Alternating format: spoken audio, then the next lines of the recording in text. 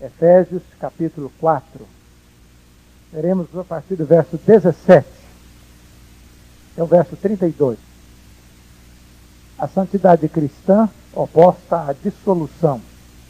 Isto, portanto, digo e no Senhor testifico, que não mais andeis como também andam os gentios, na vaidade dos seus próprios pensamentos, obscurecidos de entendimento, alheios à vida de Deus, por causa da ignorância em que vivem, pela dureza do seu coração, os quais, tendo se tornado insensíveis, se entregaram à dissolução, para com avidez cometerem toda sorte de impureza.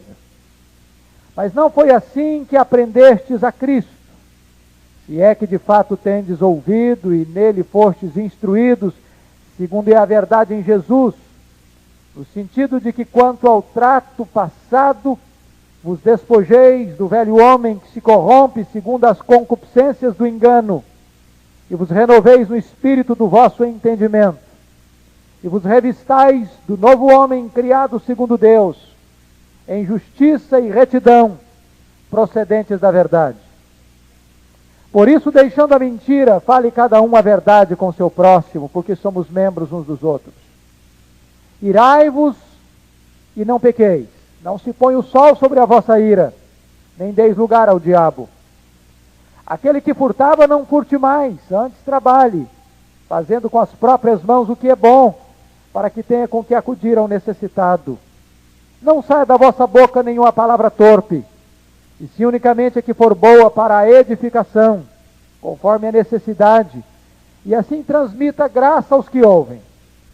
E não entristeçais o Espírito de Deus, no qual fostes selados para o dia da redenção.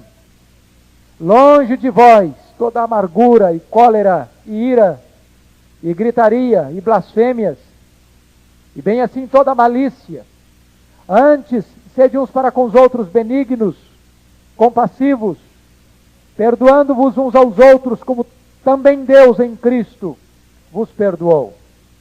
O apóstolo Paulo, neste capítulo 4, versos 1 a 16, lidou com a questão da unidade da igreja. Agora Paulo, nesta segunda sessão do capítulo 4, vai falar sobre a pureza da igreja. A pureza é uma marca da igreja, assim como a unidade também é uma marca da igreja. E este assunto da pureza é dividido aqui pelo apóstolo em 3 sessões distintas. A admoestação, os versos 17 a 19, o argumento teológico, dos versos 20 a 24, e a aplicação, dos versos 25 a 32. Em primeiro lugar, vamos ver a exortação ou a admoestação do apóstolo Paulo, mostrando a necessidade de uma clara ruptura com os velhos costumes da vida passada, da vida antes da conversão, antes do novo nascimento. O que Paulo está querendo nos ensinar é que aquele que foi transformado, que foi convertido, que é nova criatura, não pode mais, absolutamente, ter o mesmo estilo de vida que teve antes de ter o encontro com Cristo, de ser convertido. Não existe nada mais contraditório do que alguém dizer-se convertido e não manifestar uma mudança em sua vida. Não tem nada mais contraditório do que dizer-se nova criatura e não abandonar os sinais, as marcas da velha vida.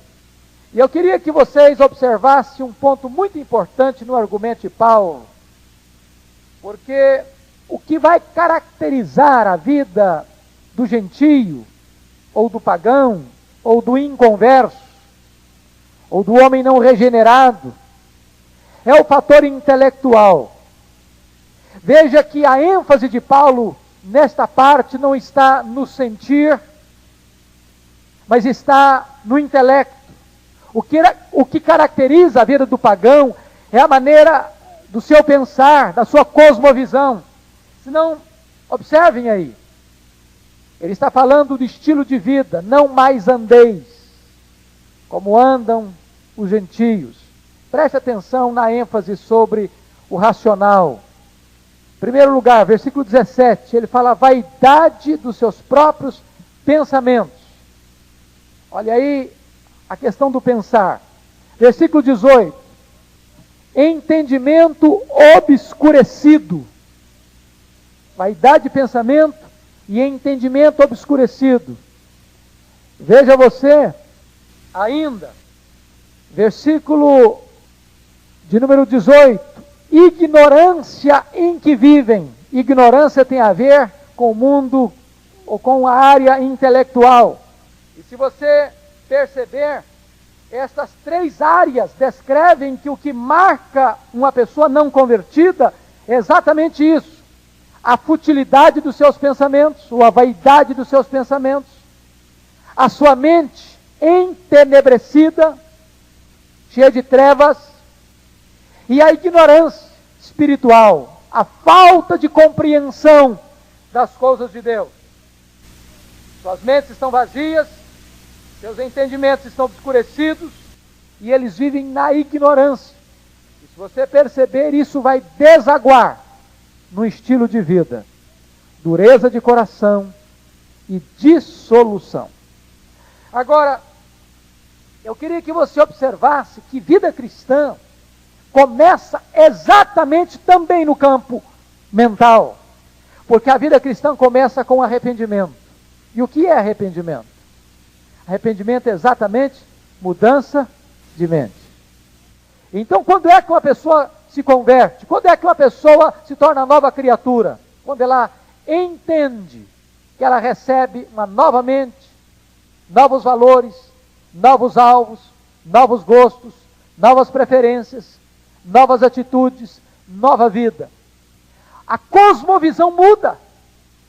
Então veja você que alguém tornar-se um cristão não é apenas filiar-se a uma igreja, não é apenas algo organizacional, não é apenas deixar um segmento religioso e ir para outro segmento religioso, não é apenas ter o seu nome inscrito num hall de um organismo ou de uma organização. A conversão é alguma coisa profundamente radical. É uma mudança total da cosmovisão de uma pessoa.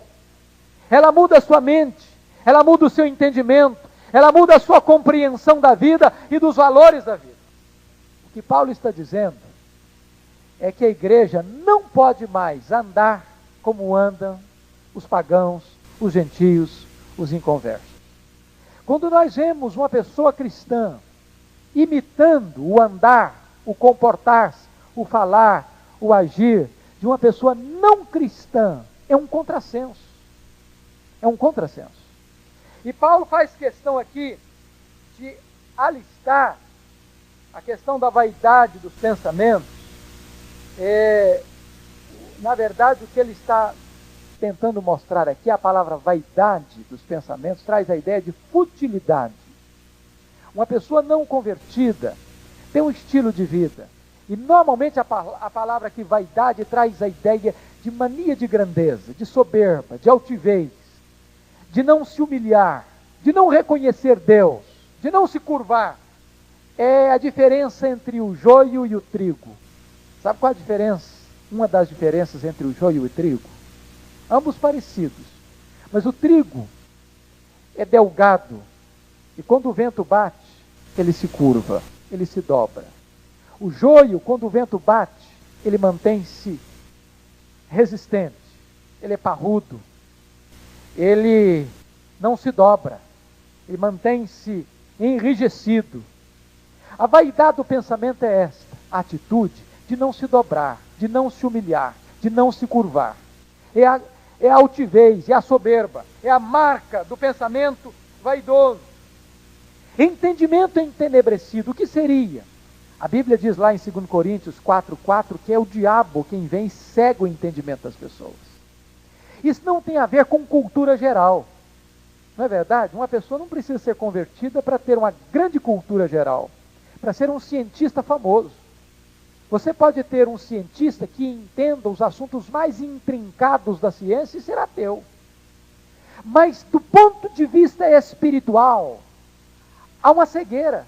Ele não entende um palmo para cima da sua cabeça do que concerne as coisas espirituais. Se você perceber, como Calvino abre as Institutas, ele diz que o homem, para conhecer, primeiro ele precisa conhecer a Deus. Se ele não conhece a Deus, ele não conhece a si mesmo. O verdadeiro conhecimento, que é a sabedoria, só pode proceder a partir do conhecimento de Deus. Mas o homem não regenerado, a sua mente está coberta por um véu de trevas, então tem uma cegueira, há um véu na sua mente, e ele não consegue discernir as coisas. Paulo vai dizer que esta vida do gentio, ela é alheia à vida de Deus. Ele vive à parte de Deus, ele não reconhece a Deus, ele não leva em conta a Deus, ele vive como se Deus não existisse. Ele não reconhece a Deus na sua vida. E por isso Paulo diz, ele vive na ignorância. Mas aqui, eu queria chamar a sua atenção para 3 palavras na língua grega, que podem sintetizar este estilo de vida do ímpio, do pagão, do gentio. A primeira palavra é a palavra dureza de coração. E você vai ver aí no verso 18. Por que as pessoas vivem assim? Com futilidade de pensamento? Por que as pessoas vivem com a mente entenebrecida? E por que as pessoas vivem alheios à vida de Deus? Paulo diz, por causa da dureza do coração. E a palavra dureza aqui precisa ser entendida. Essa palavra poroses é uma das palavras mais contundentes do Novo Testamento. Vem da palavra poros, que era uma pedra mais dura do que o mármore. O que Paulo está querendo dizer com isso? É que algumas pessoas vão sendo calcificadas espiritualmente. Esta palavra era usada na medicina, por exemplo, para descrever a calcificação de um osso, ou para descrever, por exemplo, um calo que vai se formando, e ali aquilo fica mais duro do que o próprio osso. O que Paulo quer dizer é que a vida do homem não regenerado, ela vai se endurecendo, ela vai se insensibilizando, o homem vai perdendo a capacidade de sentir, de se sensibilizar em relação à questão do pecado. Essa palavra chegou a significar a perda total da sensibilidade. Vocês se lembram na época de Jesus que havia uma doença, que talvez era a pior doença da época, era a lepra. Se você assistiu já o filme Ben-Hur, se lembra como era trágica essa questão da lepra naquela época.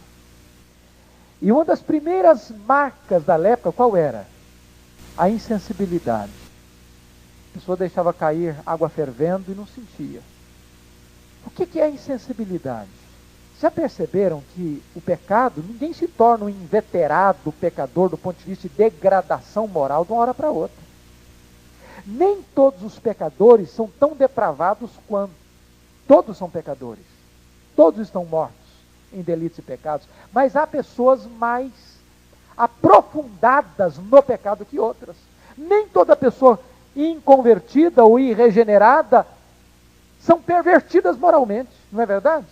Não poderíamos dizer que todas as pessoas teriam o mesmo grau de perversão de Adolf Hitler.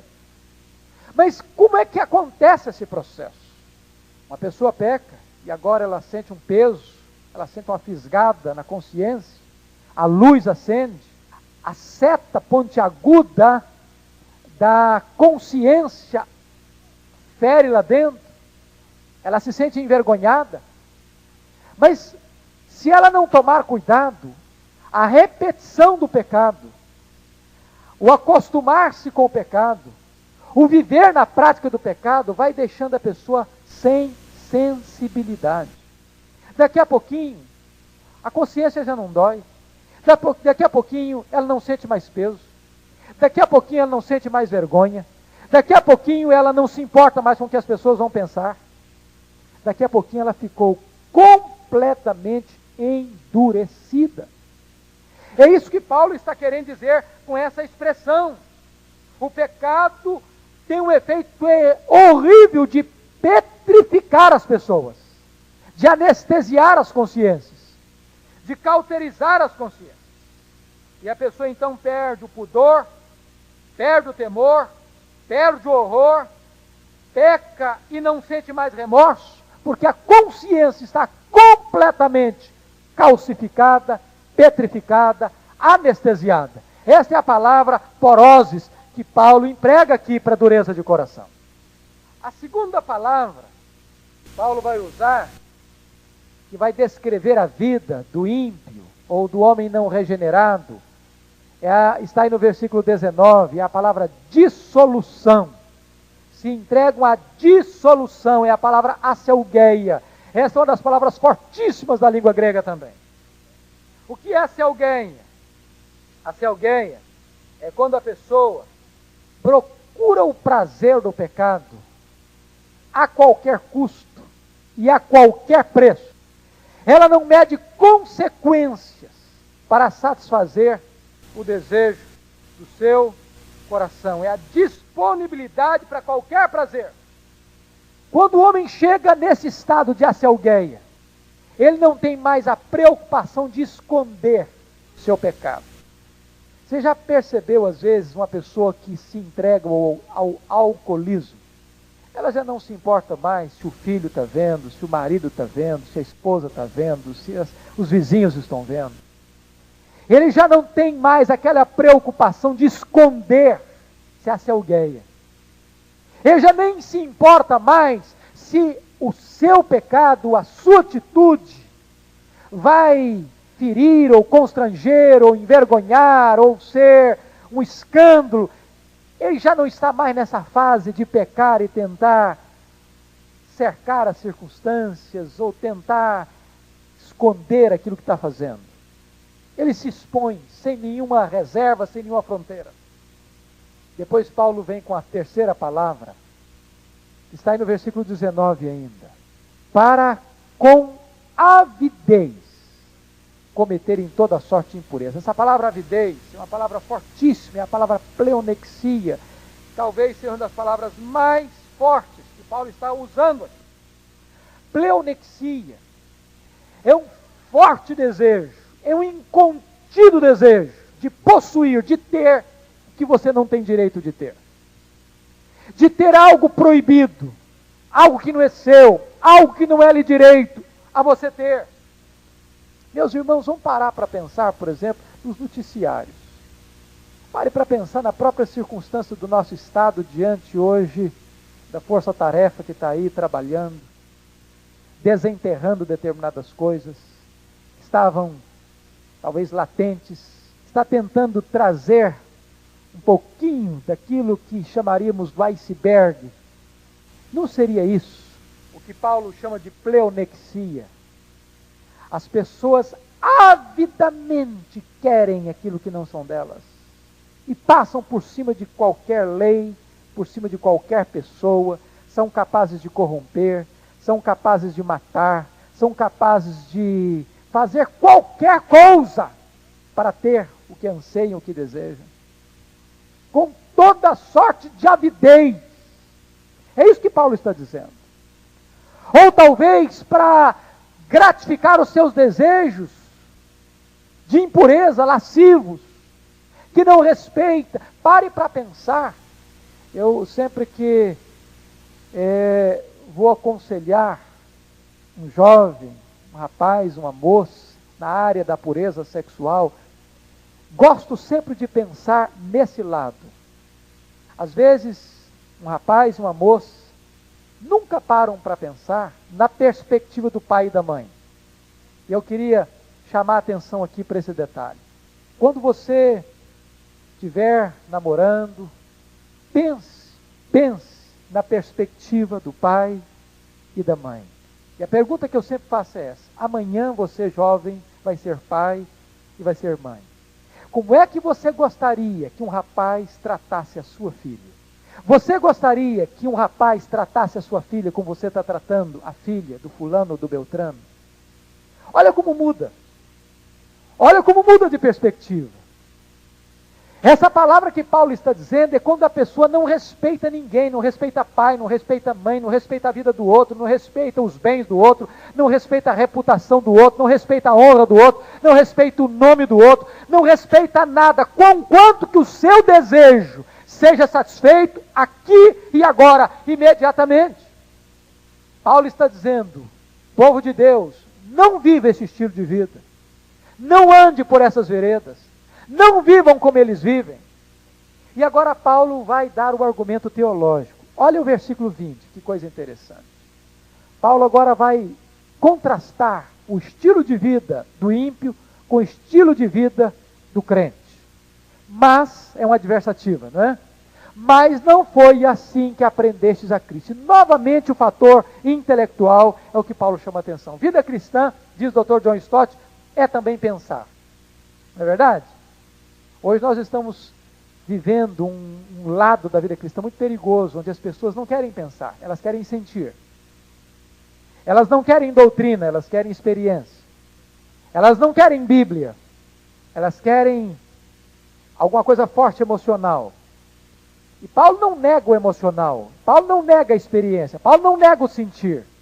Mas o sentir, a experiência e o emocional precisam proceder da mente, do entendimento, do conhecimento, da verdade, da doutrina. E olha como Paulo trabalha. Mas não foi assim que aprendestes. Aprender é algo intelectual. Veja bem, se é que de fato tendes ouvido. Ouvir também é um exercício mental. Prossiga aí, por gentileza. Prossiga no entendimento aí. Versículo 23. E vos renoveis no espírito do vosso entendimento. Olha aí o lado do entendimento, do conhecimento, da reflexão. Veja o verso 24. E vos revistais do novo homem, criado segundo Deus em justiça e retidão, procedentes da verdade. Verdade é algo objetivo. Agora preste atenção num dado muito importante. Mas não foi assim que aprendestes a Cristo. Veja você que Paulo está falando, aprendestes sobre Cristo, mas aprendestes a Cristo. Uma coisa é aprender a Cristo, outra coisa é aprender sobre Cristo. Aprender a Cristo, que Paulo está dizendo aqui, tem a ver com conhecimento relacional, mais do que conhecimento teórico. Por exemplo, eu não posso conhecer a Rui Barbosa, embora eu tenha livros na minha biblioteca sobre Rui Barbosa, posso saber muitas coisas a respeito dele, mas não posso conhecer a ele, nesse sentido que Paulo está dizendo. Sabe por quê? Porque Rui Barbosa está morto. Mas eu posso conhecer a Cristo, porque Cristo está vivo. Ser cristão não é ter informações apenas em nossa cabeça. Ser cristão é um conhecimento de relação, de intimidade, de convivência, de comunhão com Jesus Cristo. É isso que Paulo está querendo dizer. Se você perceber, Jesus é a substância, é o mestre e é o ambiente do conhecimento. Mas aprendestes a Cristo. Então, Cristo é a substância do conhecimento. E veja você que Jesus não é apenas o conteúdo do ensino, mas ele é o próprio mestre que ensina, quando ele diz o seguinte, veja você no verso 21, se é que de fato o tendes ouvido. Então, ao mesmo tempo que Jesus é o conteúdo do ensino, ele é o mestre. Ao mesmo tempo que ele é a substância do aprendizado, ele é o ensinador. Mas se você perceber, no verso 21, Jesus Cristo é o próprio ambiente do aprendizado. Se é que de fato tendes ouvido e nele fostes instruídos, segundo é a verdade em Jesus. Então ele é o conteúdo, então ele é o mestre, e então ele é o ambiente do próprio aprendizado da vida cristã. E o que é aprender a Cristo? E aí Paulo começa a usar uma figura interessante. É como você arrancar a roupa suja, contaminada, enlameada do velho homem e botar fora essa roupa. E você pegar uma nova roupagem, limpa, bonita, clara, alvejada no sangue do Cordeiro, e vestir essa roupagem. A roupagem do novo homem. O que Paulo quer dizer com isso? Que ser cristão significa uma mudança radical. Eu queria que você refletisse nesse sentido. Nós estamos vivendo num mundo em que ser cristão está se tornando algo muito simples, muito fácil, muito corriqueiro. Basta a pessoa, às vezes, levantar uma mão ou fazer uma afirmação verbal e ela já se torna uma pessoa cristã. Mas o que faz uma pessoa cristã não é apenas um gesto e nem apenas o verbalizar uma palavra. O que torna uma pessoa cristã é ela ser de fato uma nova criatura. É se verdadeiramente o estilo de vida passado foi abandonado e se um novo estilo de vida completamente diferente foi adotado.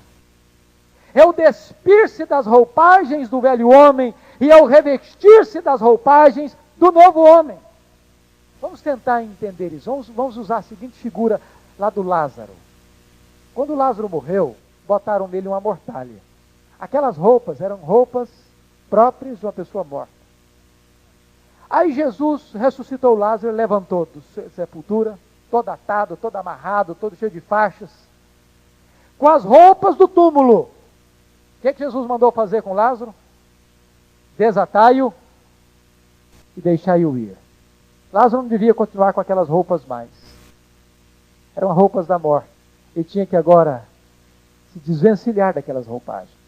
Vida cristã representa uma coisa muito interessante. Há uma conversão radical que aconteceu no momento em que você se arrependeu e creu em Jesus. Esta não se repete. Mas vida cristã é uma conversão, e não entenda essa conversão agora no aspecto dessa mudança que aconteceu no dia em que você entregou-se a Cristo. Mas vida cristã é um contínuo ato ou um processo de tirar vestes sujas e botar vestes limpas. Continuamente. E agora Paulo vai chamar pecado de pecado e ele vai... O crente tem que tirar da sua vida mentira. Veja, por favor, versículo 25. Por isso, deixando a mentira, fale cada um a verdade com o seu próximo, porque somos membros uns dos outros. E aqui, precisamos observar que todos esses pecados que Paulo vai tratar têm a ver, primeiro, com relacionamentos. Paulo está dizendo que vida cristã tem muito a ver com relacionamentos. Se você vê uma pessoa que é crente, filho de Deus, e não consegue se relacionar com as pessoas, tem alguma coisa muito errada aí. Muito errada. Aliás, vocês já pararam para perceber sobre as obras da carne citadas lá em Gálatas? Tem 3 pecados ligados à área sexual: prostituição, impureza e lascívia. Tem 2 pecados ligados à questão religiosa: idolatria e feitiçaria. Tem 2 pecados ligados à área do domínio próprio, que é domínio próprio, e a questão da temperança. E todos os outros pecados estão ligados a relacionamento. Inveja, porfia, ciúmes, contendas, rixas, facções, etc, etc, etc. Paulo estava dizendo conosco o seguinte, que às vezes nós temos determinadas classes de pecado que nós reputamos, não, isso é pecado. Mas Paulo está dizendo que a incapacidade de nos relacionarmos são pecados graves, gravíssimos. E aqui, quando Paulo está falando do estilo de vida do cristão, a primeira coisa que ele vai dizer é que esses pecados têm a ver com relacionamentos. E a primeira coisa que Paulo cita é o problema da mentira. A mentira não pode fazer parte da vida de alguém que nasceu de novo. Por quê? Porque o pai da mentira é o diabo. E todas as vezes que alguém está sendo dominado pela mentira, ele está sendo dominado pela carne e está sendo filho do diabo, agindo pela inspiração e pela força do diabo, que é o pai da mentira. A Bíblia diz que aquele que vive na prática da mentira e que ama a mentira não pode herdar o reino de Deus. O que significa isso? Que uma pessoa que habitualmente mente nunca nasceu de novo. Portanto, crente mentiroso é uma contradição em termos. Não é verdade? É uma contradição em termos. Se ele anda na prática da mentira, se a mentira é hábito na vida dele, ele está dando uma prova muito clara que ainda não nasceu de novo, porque os mentirosos não herdam o reino de Deus. E é impossível que uma pessoa nascida de novo seja levada para o inferno. Primeiro pecado que a igreja primitiva condenou foi o pecado da mentira. Ananias e Safira. Agora, se você perceber, Paulo sempre está balanceando o pecado e trazendo uma proposta de solução. Qual é a solução que Paulo apresenta? Por isso, deixando a mentira, fale cada um a verdade com o seu próximo. E por que nós devemos falar a verdade com o nosso próximo? Porque somos membros uns dos outros. Meus irmãos, não se constrói relacionamentos saudáveis sem confiança. E não existe confiança sem o elemento da verdade. Não há casamento onde não tem confiança. Não é verdade? Já pensou? Marido falar uma coisa para a esposa falar algo para o marido e o cônjuge não acreditar no que o outro vai falar? Perdeu a confiança. A relação não se sustenta. A mentira destrói a comunhão.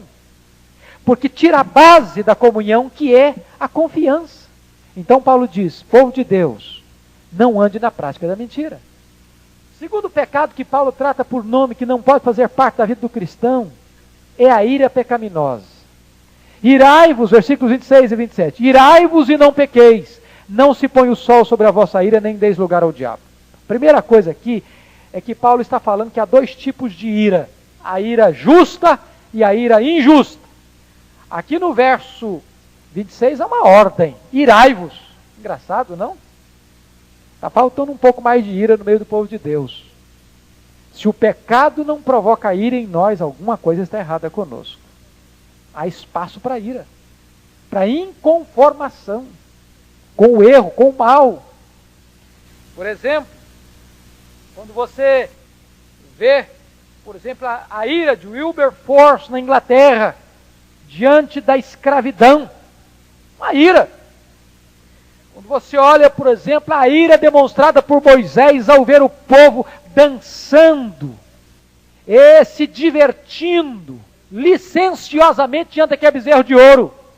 E Moisés se ira. Quando Lutero escuta a atitude de Johannes Tetzel vendendo perdão de pecados, ele se ira. Quando Jesus entra no templo e vê a casa de Deus se transformando numa horda de salteadores, ele se ira. Então há lugar para ira. Paulo diz, irai-vos. Irai-vos. Se você não tem a capacidade de reagir com ira contra o pecado, é porque você já está aliado ao pecado. Agora, temos que tomar cuidado, porque há um limite, talvez muito tênue para nós, entre a ira justa e a ira injusta. Porque ao mesmo tempo que Paulo diz, irai-vos, lá neste mesmo capítulo, no verso 31, Paulo diz, longe de vós toda amargura e cólera e ira. Será que Paulo está sendo contraditório? Mandando irar e dizendo que longe de nós a ira? Não. Uma ira é a ira justa, a outra ira é a ira pecaminosa. E quais são os cuidados que nós temos que ter com a ira? Se você perceber, Paulo usa 3 aspectos negativos quando trata da ira. Primeiro, irai-vos, e não pequeis. Irai-vos, e não se deixe pôr o sol sobre a vossa ira. Irai-vos, e não deis lugar ao diabo. Porque há um limite muito tênue. É por isso que a ira de Deus é santa. Porque às vezes a nossa ira pode se tornar uma ira cheia de caprichos, de vaidade, impura. E nós podemos extrapolar a nossa atitude. Não é verdade? Justificar às vezes a nossa explosão de temperamento desgovernado. E aí, esta ira que poderia ser justa, torna-se pecaminosa. Outra coisa que Paulo recomenda é cuidado com o armazenamento da ira no coração. Vamos entender isso aqui. Não se deixe pôr o sol sobre a vossa ira. Algumas pessoas pegam esse texto e se justificam o seguinte: bom, eu posso ficar irado pelo menos um dia. O que eu não posso fazer é ir para o dia seguinte com a ira. Não é isso que Paulo está dizendo, não. Que se o camarada morar na Groenlândia, ele pode ficar 6 meses irado então, né? Que o sol demora 6 meses para se pôr. Não é isso que Paulo está querendo dizer. O que Paulo está querendo dizer: cuidado em você armazenar no seu coração a ira. Porque senão ela vai virar raiz de amargura. E ela vai perturbar você e vai contaminar as outras pessoas. Paulo diz: irai-vos e não deis lugar ao diabo. Sabe por quê? O diabo aproveita essa brecha do temperamento descontrolado de uma pessoa irritadiça para fazer um estrago na vida delas. Paulo diz: cuidado com a ira. É muito interessante. Eu não sei se você já escutou gente assim, dizendo o seguinte: eu sou assim mesmo. Eu não sou de levar desaforo para casa. Sou muito transparente. Eu falo o que penso, mas também tem a virtude, depois que eu falo, e que eu tenho essa explosão, também eu não guardo mágoa no coração, aí eu fico tranquilo. O grande problema é que você jogou estilhaço para todo lado, e embora você esteja tranquilo, tem muita gente ferida ao seu redor. Então a ira tem 2 problemas muito sérios. O primeiro é a explosão da ira. O segundo problema sério é a interiorização da ira. É aquela pessoa que vai armazenando, que vai guardando, que vai engolindo. E de repente o coração vai se tornando um vulcão, que vai cozinhando ali por dentro, em efervescência. Daqui a pouco isso explode. E se não explode, implode. Cuidado com isso, diz Paulo. Terceiro pecado que Paulo diz que não pode ter na vida do crente, está aí no versículo 28, é o roubo. Aquele que furtava, não furte mais. Talvez você pense: mas aí não tem, esse problema não tem na igreja. Mas o que é roubar? Roubar é apropriar-se indebitamente daquilo que não é seu.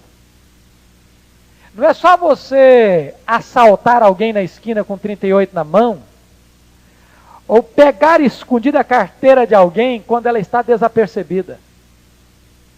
Por exemplo, o que seria roubar? Quando um jovem lá na escola cola na prova, ele está roubando? Está roubando. Ele está se apropriando de uma informação que ele não tem. Isso é roubo. Por exemplo, quando um funcionário está lá na empresa, e o patrão não está olhando, e ele amolece o corpo, e não trabalha como deveria trabalhar, porque não está sendo vigiado, isso é roubo? É roubo.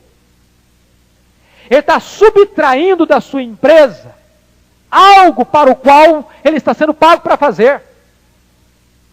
Quando no comércio se embrulha um presente e dá a impressão que aquele produto é melhor do que na verdade é, isso é roubo? É roubo. É roubo. Ele está fazendo uma propaganda maior do que na verdade o produto dele está sendo. A pessoa está comprando alguma coisa inferior àquilo que ele leu na embalagem ou na informação. Quando o comerciante vende 900 gramas, como se fosse 1 quilo, isso é roubo? É roubo. Quando ele vende um produto inferior, dizendo que o produto é bom, e se mistura água no meio do leite, e dizendo que o leite é tipo A, é roubo? É roubo. Roubar é você lançar mão daquilo que não lhe pertence. Ainda que seja uma caneta, ainda que a sua empresa seja a empresa mais rica do mundo, você pega, não vai fazer diferença, não vai fazer falta. Se não é seu, não tome, não leve. Paulo diz que o crente tem que ter uma atitude correta nesse sentido. Aquele que furtava, não furte mais.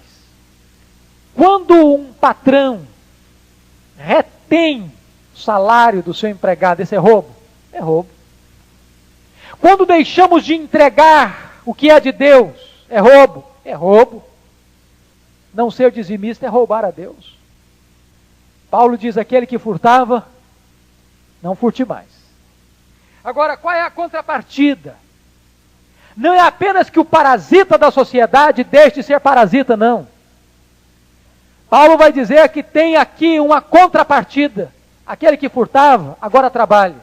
Não só para suprir a sua necessidade, mas também para ajudar o necessitado. O projeto de Deus não é que você seja apenas honesto, não. É que você seja também generoso. Quarto pecado que Paulo diz não pode existir na vida do crente. Versículo 29. Palavras torpes. Paulo agora se volta das nossas mãos para a nossa boca. Meu irmão, não é possível um crente nascido de novo ter a boca suja. Precisamos parar e pensar seriamente nessa questão. Um crente não pode ter a boca suja.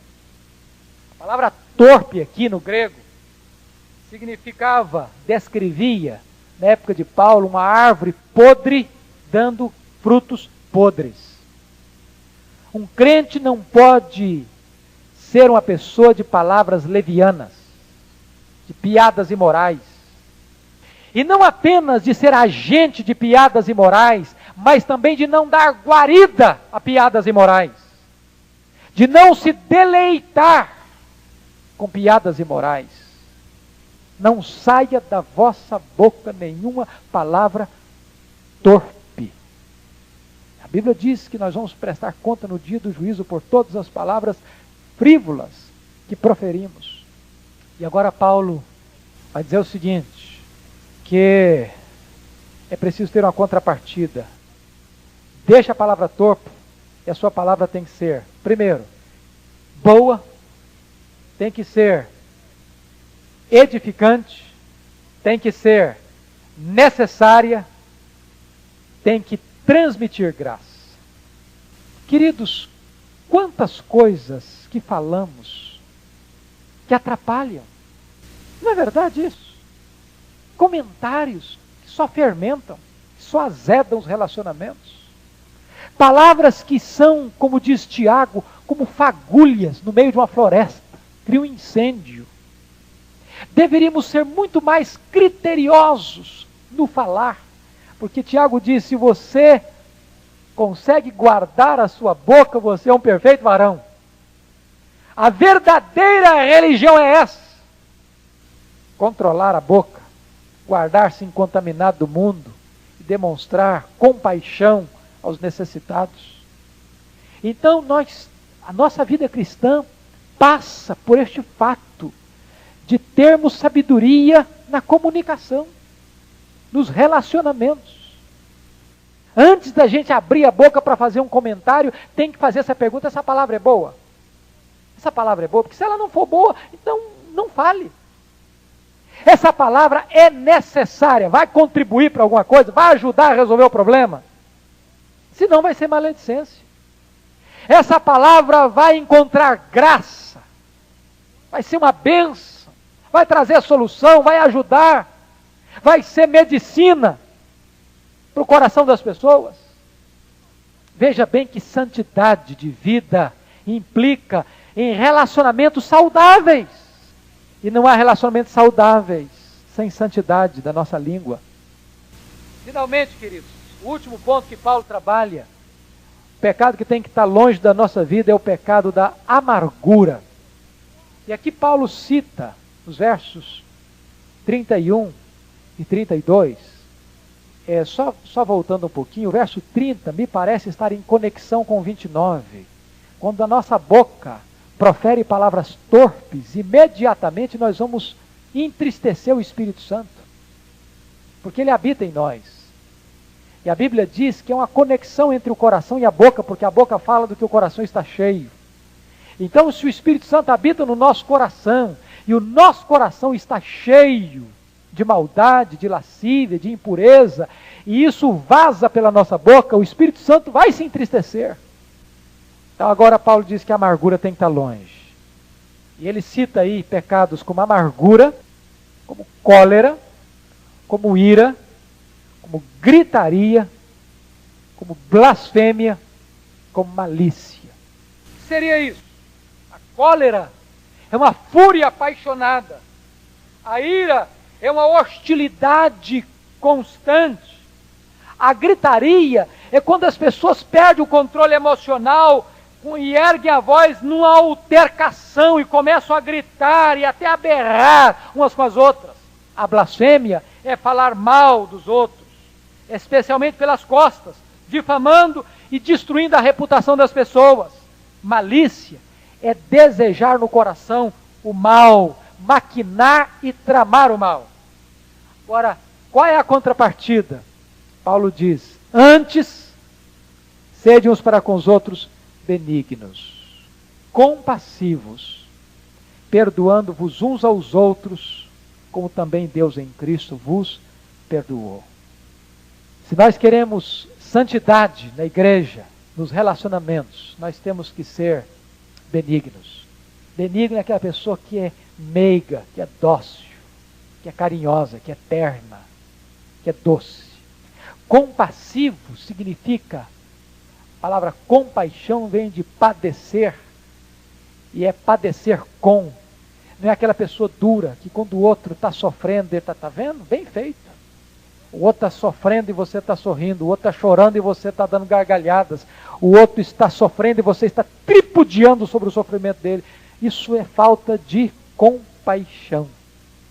E Paulo diz: ainda que a pessoa te fira, ainda que a pessoa te machuque, a atitude é essa, perdoando-vos uns aos outros. De que maneira? Assim como Deus em Cristo nos perdoou. Então significa que é um perdão sem limites. Isso para mim é fortíssimo, porque nós temos a tendência de achar que nós temos que ter limites no perdão. Quando Pedro fez aquela pergunta para Jesus, eu acho que Pedro dizia: Jesus, eu vou fazer uma pergunta porque eu sou muito espiritual e eu quero perguntar ao Senhor, até quantas vezes a gente perdoa? Até 7 vezes. Esperou receber de Jesus um elogio. E Jesus olha para Pedro e disse: não, Pedro, é até 70 vezes 7. Não tem limites. Nem apenas 490 vezes não. É um perdão sem limites. Já pensou se Deus chegasse para você e disse: ó, meu filho, a partir de hoje eu estou com as minhas relações cortadas com você. Não me procure mais. Não te escuto mais. Não quero ver sua cara mais. Se Deus fizesse isso com a gente, hein? Estaríamos arruinados, não? Quem de nós em sã consciência não precisa chegar para Deus todo dia e dizer: Deus, me perdoe? Se nós temos que perdoar como Deus em Cristo nos perdoou, significa, queridos, que o nosso coração tem que estar aberto para perdoar todo dia, todo instante.